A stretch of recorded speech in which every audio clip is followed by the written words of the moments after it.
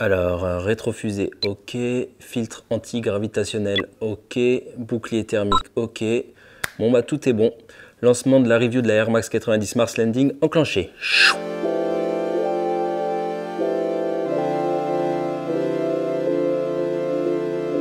Salut tout le monde, c'est Jiffy. Ouais, non, je vous jure, c'est moi.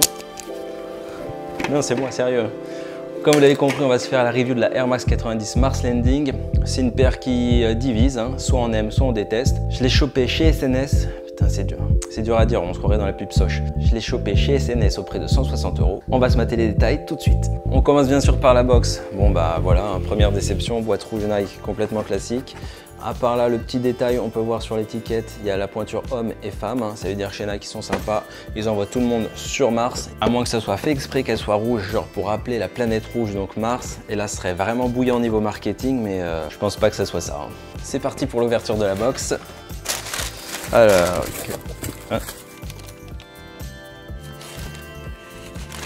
quel est le con qui a fait cette blague? Je te jure, je vais te défoncer.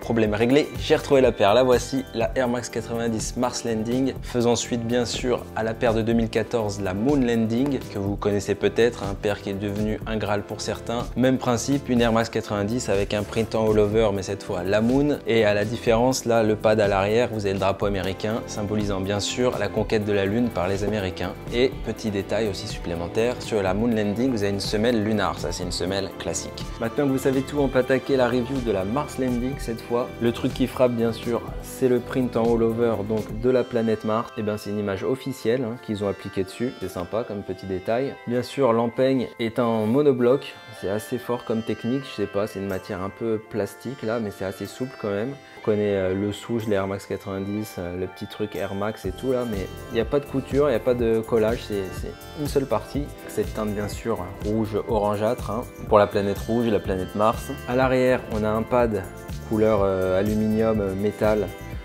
qu'on retrouve également à l'avant là, le Nike Air. Ça c'est pour rappeler le rover. Le rover c'est le petit robot qu'ils ont envoyé sur Mars là pour faire les photos justement, découvrir la planète.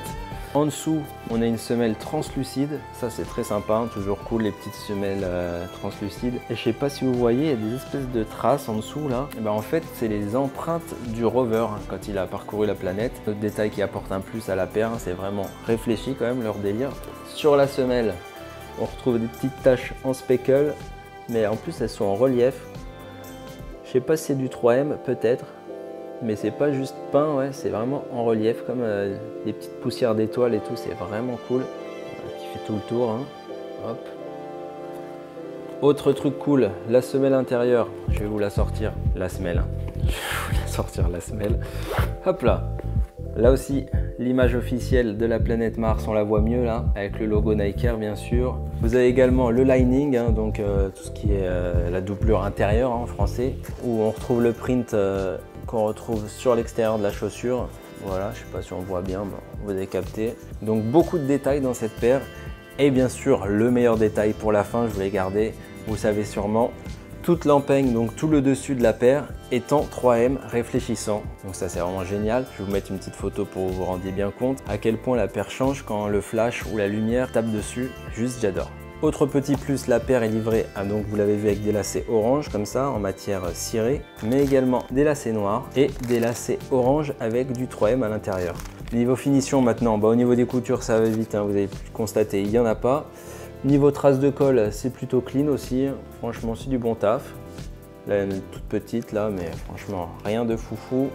À l'intérieur de la bulle d'air, vous voyez, c'est en gris genre aluminium qui rappelle encore une fois le rover, le petit robot. Moi je vais aller enfiler ça, je vais vous faire un petit look aussi parce que ça vous a plu la dernière fois, donc je vais vous montrer comment rocker cette paire, en tout cas à ma façon. Et puis on se retrouve juste après pour la conclusion. A tout de suite.